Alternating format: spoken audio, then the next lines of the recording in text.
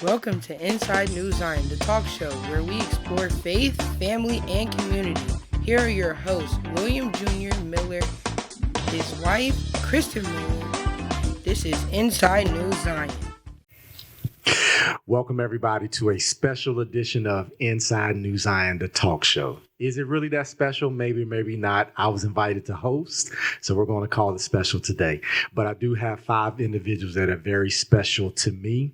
They are new deacons, newly appointed deacons as of October of 2022 to our church. So today is going to be our session with them. So I want to say welcome to each and every one of you. Thank you, sir. All right. Thank you. And then actually I'm going to ask each of them, starting from the back, just to introduce yourselves with your name.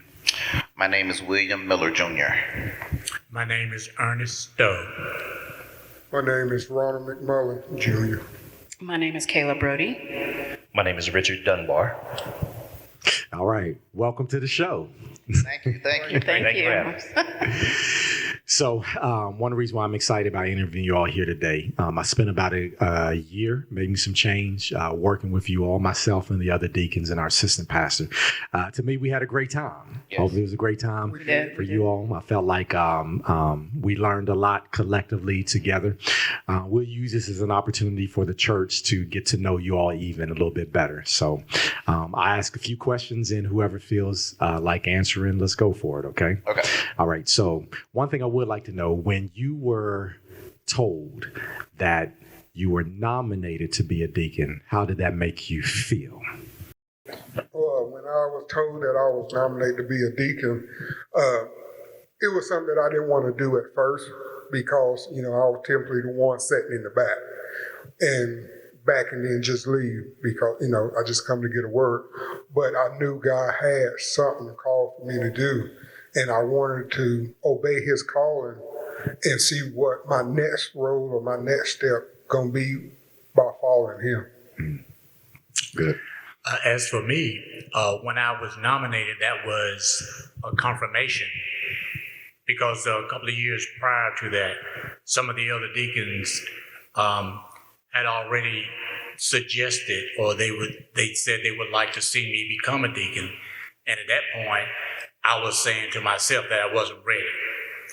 But then when I was nominated by a couple people, then that was sort of like confirmation for me.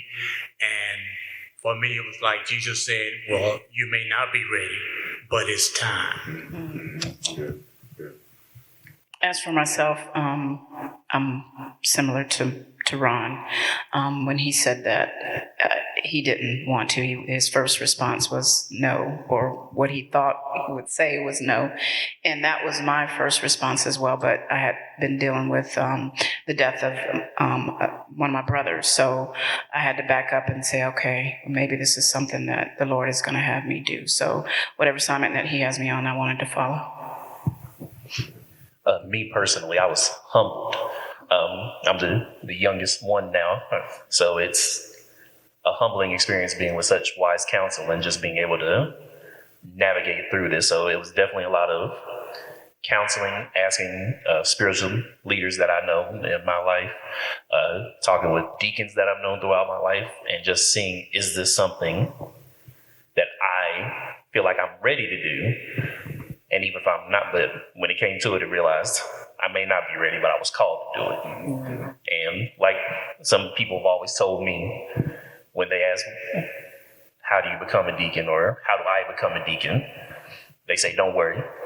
We've been watching you. Mm-hmm. So just knowing that people have been watching me during my time at this church and see me in such a high esteem, it humbled me a lot. So it's an honor. Yeah.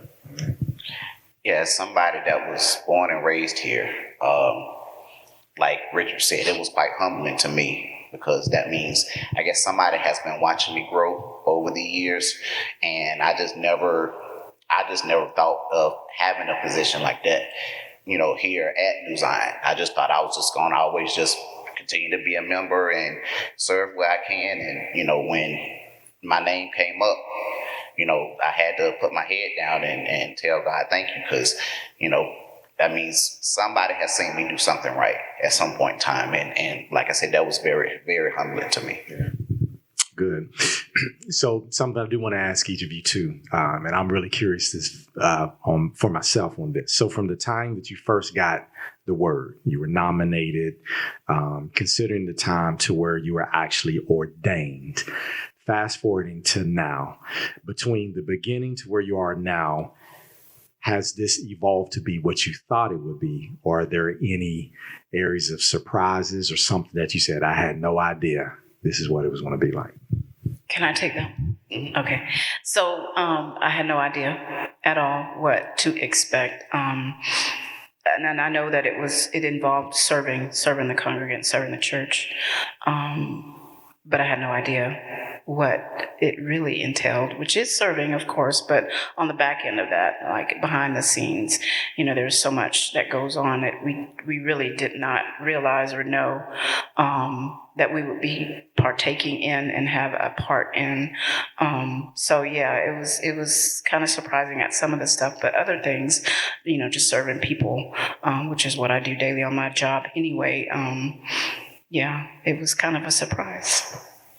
I would say agree with that, but also our deacons in the past have had they're very present. Mm-hmm. They're all over the church. You see them everywhere. And that was my thought of it, just from a visual standpoint. But when you go back to biblically speaking and things of that nature, we are here to serve them. So there is more of a behind the scenes aspect of it that we learned more about, that we should be focused on, not just being visibly out in front. I can say the other night, I know we're here, but the other night and leaving out of here late at night, that's when it hit me. I was like, this ain't gonna be the first time that we're gonna be out here till 9, 10 o'clock at night. And I was like, oh boy. And I said, I gotta go to work tomorrow. so I was like, man, okay, but it needs to be done, because if it's going to help the church move forward, and that's all about service, then it's going to be necessary.